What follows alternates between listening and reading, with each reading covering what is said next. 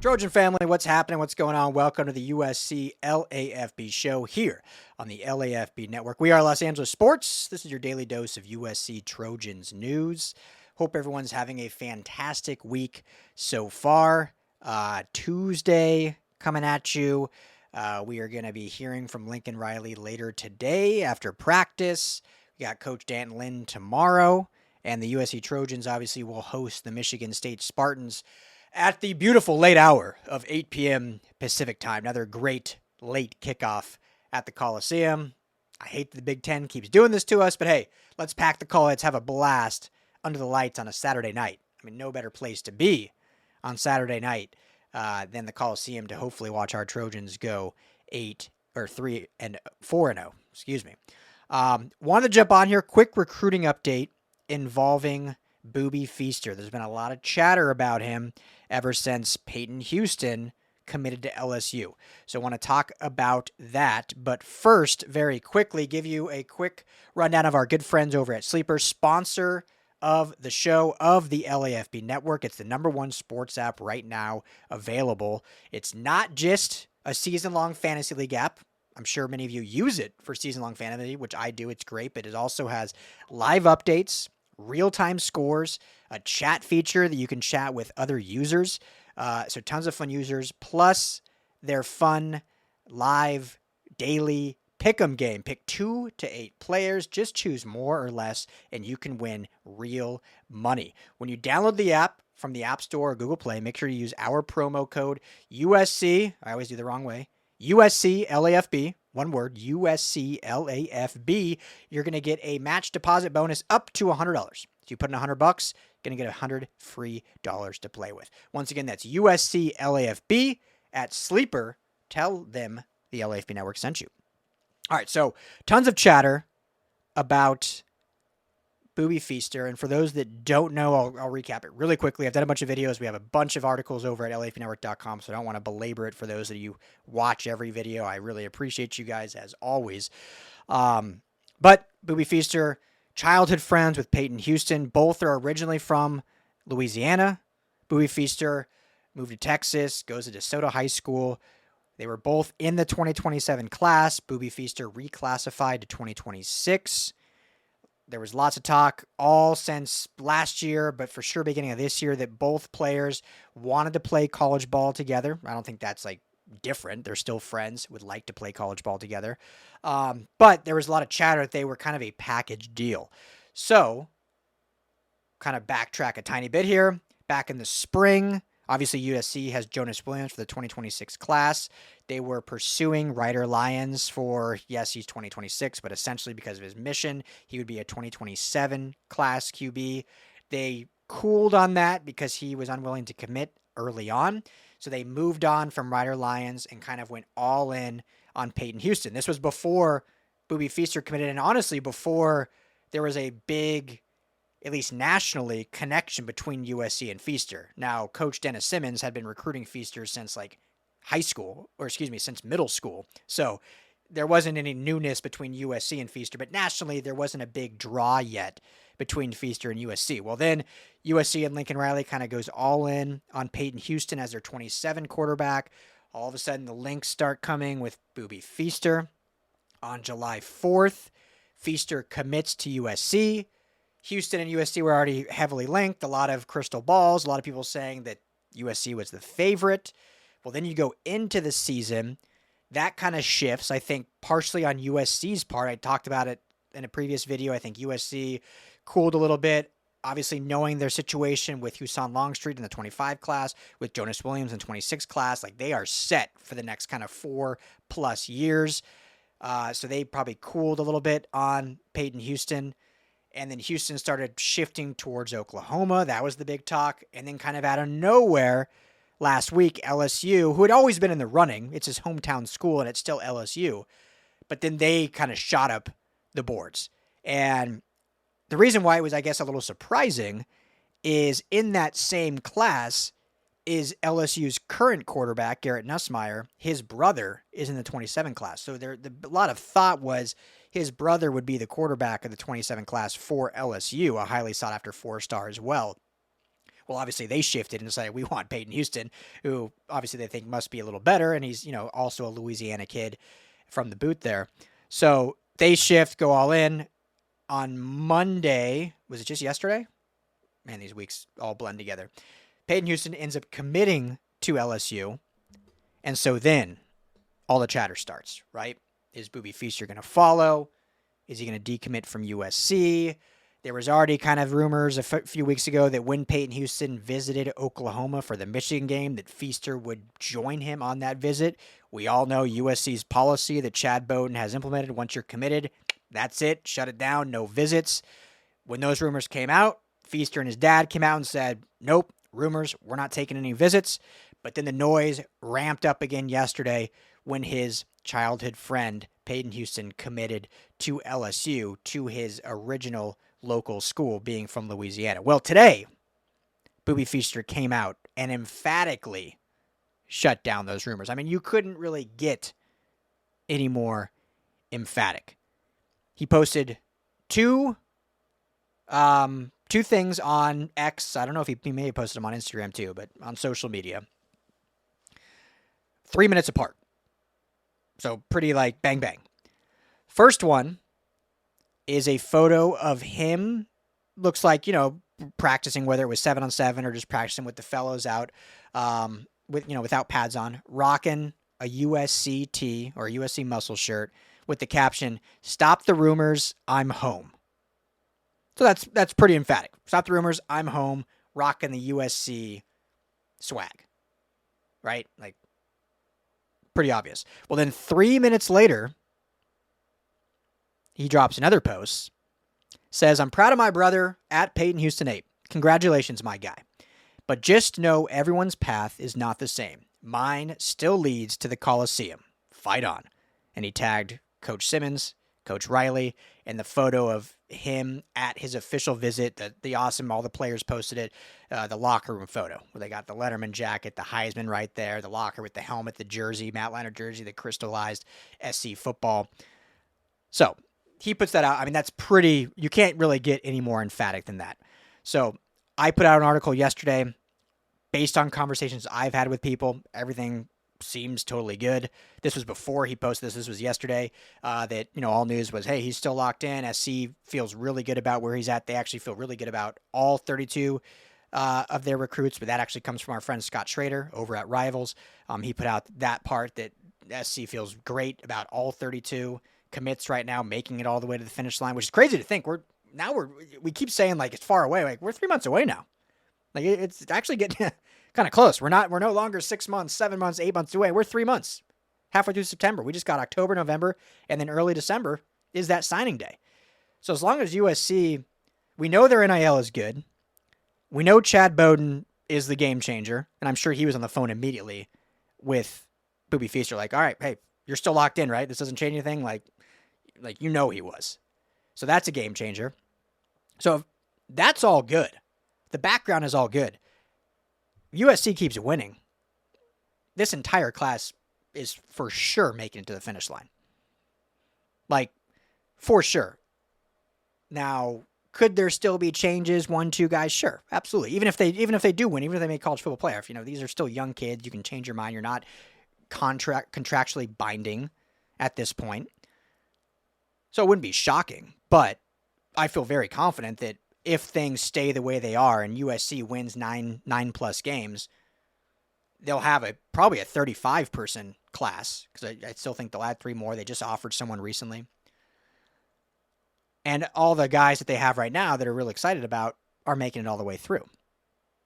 I'm going to do another recruiting video here this week. Rivals just updated their top 300. So we saw Luke Wayful have a nice jump. We saw Jamian Winfield, DJ Wingfield, formerly of the Trojans. Jamian Winfield, defense lineman, he had a nice jump. Still Kenai Pepe and Tom, like not the rises, but anyway, do a video at that. But I bring that up because this whole class just seems fired up about USC right now. Fired up. When you look at Luke Wayful, when you look at the young Hill cornerback at Ohio that's going to be visiting this weekend. He'll be on campus for the Michigan State game. Elbert Hill. Sean Alston, running back, fired up. Deshaun Rideau, running back, fired up. I already mentioned Kenai Pepe, but him, Mark Bowman, Brett Collegier, fired up. So the way this program is moving, the way the coaching staff is put together, the way NIL deals are drawn up, and the way that Chad Bowden ties it all together, I mean, recruiting is in a great spot, and I think Boobie Feaster is the biggest point in case. Because based on all the rumors last year, and again, rumors are rumors, but based on how loud these rumors have been for not just yesterday, but ever since, like I said, Peyton Houston shifted from USC to either Oklahoma or LSU, so then Boobie Feaster was automatically thrown in those rumors. Last year probably would have decommitted. I'm not saying necessarily Feaster, but a player of that caliber, when those rumors start, there's usually some smoke behind it. And so this year shows how different that is. And again, we still do have 3 months. These things are not set in stone, but as of right now, this is just a emblematic sign of how much things have changed. And the beauty of it is you have a head coach in Lincoln Riley that is obviously very involved in recruiting. I still believe he's one of the top recruiters out there. The years past were just that he didn't have the resources, not even resources, but just didn't have the support behind him to kind of close, not even close, but to maintain once guys did, once he closed guys, then you need your rest of your staff to just keep that set. So this just shows that he's now been able to close with obviously the help of Chad Bowden, but now he can focus on the 2025 USC Trojans and winning a Big Ten title and potentially going to a college football playoff, and have Chad Bowden and his staff make sure this 26 class and the future 27 class is locked in. And obviously Lincoln Riley has to, as he should, but it's still going to be in communication, still be talking to guys, obviously still recruiting new guys. But he's not having to like put out fires and clean up things when things go awry. Chad Bowden and his staff are handling all that. That shows that we talked about it all offseason when I was just doing recruiting talk. But now this is like one of the first kind of tangible things we've seen where there was a potential rumor of a decommit or a flip, and how much USC did to Boobie Feaster in terms of communication, I don't know that. It could have simply been Boobie Feaster since July has been like, no, this is my school, this is where I'm going.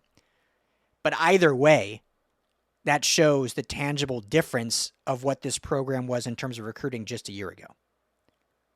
So, great news. Again, we'll see how that changes in 3 months, but as of now, Feaster locked in with USC. 5 receivers in this 26 class. He's kind of the headliner, the pseudo 5-star. He was a 5-star in 27 when he reclassified. They dropped him to a 4-star, which always happens usually when a young kid reclassifies. So we'll see at the end of the year if he does end up getting bumped up to a 5-star. But the likes of him and Trent Mosley and Luke Weaver and Roderick Tizino and Jamiron Baker, I mean, it's a loaded wide receiver class. And the last thing I'll say, and I'll wrap this up. So everything I said, I think, was a very obvious reason why Feaster's locked in. When you just look at the structure of the program, the trajectory of the program. But the last little tidbit of it is actual receiver development and receiver opportunity. When you look at Makai Lemon and Jacoby Lane, 2 of the best receivers, not just in the Big Ten, but in the country. I mean, the way this season's gone, statistically maybe not yet, but you could make the argument they're top 10 in the country. I don't think that's a crazy thought. Like, I would put them probably 2 and 3 in the Big Ten. Maybe Jeremiah Smith is the only one I'd put above them. And even that, you could argue this season, like, you could make the argument that you could even swap that around. So, both guys recruited by Lincoln Riley and SC. Both guys have been here the whole time. Didn't play much freshman year. Played a lot more sophomore year. Now they're the featured guys junior year. Both guys, if they decide to do so, will be in the NFL draft next year. And if this season continues the trajectory that they're on, they could both be first-round picks. But I bet you, as long as nothing crazy happens, knock on wood, one will be a first-round pick and one will be a second-round pick, worst case. So that part to Boobie Feaster is like, wow, look at the development here. Look at Coach Simmons, who doesn't get enough credit. Look at Coach Riley. Look at the offense. Look at the quarterback play. Look at the guys around him. Like, that's somewhere I want to be, where I'm going to develop and get to the next level. So that's another big reason why he's locked in with USC. And then the last reason is, you know, when you're a young player, us as fans can say we got to compete. Just go compete. Go compete. Don't be scared of competition. Yeah, of course. But you want to see that there's some, like, opportunity there. Like, I honestly think that's why Peyton Houston ended up, them and USC both kind of like cool, because like I've laid out before, like, I don't even think he would have had an opportunity to start at USC until 2030. When you look at Hassan Longstreet, Jonas Williams, like, he would have had to wait till 2030. So, A, USC, are you going to want to pay a guy a bunch of NIL money to sit for 3 years? And B, as a player, like, are you going to want to sit for 3 years when you can go somewhere else and start, you know, either right away or in year 2? Same kind of goes for receivers. Like, yes, you want to be able to develop, obviously, but you want that opportunity to play right away. If both Lane and Lemon go to the NFL draft after this year, you obviously have this 25 class that I'm excited about. Obviously, with Tinnock Hines, we've seen could be the next star. I think Corey Sims has a very bright future. You know, Romeo Easton has a bright future as a true sophomore now. I think DJ Jordan is going to get better and better. Hopefully we'll get featured more. But there's a huge opportunity for this 26 class to have ample playing time right off the bat. And if the Trojans feel good enough about it, they may not even go get like that alpha in the transfer portal. Like, they probably will still add like a vet transfer portal presence, just to give, you know, because Jaden Richardson, I believe he's maxed out on years. Jay Fair may be maxed out. So I think they might still go get someone, but they won't be going for that wide receiver one because of who they have now and because of who's coming in. So when you're a Boobie Feaster, you're like, program's in a great spot, 3-0, great coaching staff. I mean, the NIL package is one of the reasons I committed. That's not going anywhere. Their GM and support staff is second to none. It's Los Angeles. It's the Coliseum. Oh, they develop my position just about as good, if not the best in the country. Oh, and I could potentially start as a true freshman. Check, check, check, check, check. So for all those reasons, it's obvious why he's locked in. And in my opinion, it's obvious why he'll remain locked in until signing day in December. So, threw a lot more words out than I had planned to. I planned this to be a short little 8-minute video. Here I go for 18 minutes, of course. So thank you all for hanging out with me, as always. I'm going to be dropping another video, probably maybe even today or early tomorrow, talking about Coach Danton Lynn. A lot of rumors with UCLA. I'm going to touch on that and give my reasons why I think you should not be worried if you're a USC Trojan fan. And then, like I said, we'll be dropping another video this week on these new Rivals 300 rankings, talking about guys who went up and down and kind of where they sit in the 26 class. And then final reminder, tomorrow night, Wednesday night, 7 p.m., call-in show. Myself, Madman's been joining, which has been awesome, and Tim Prangley. So we want to just keep growing that, get as many people as possible over there. Bring your phone calls. It's a caller-driven show. Bring your thoughts, questions, everything. So fired up to keep growing that up.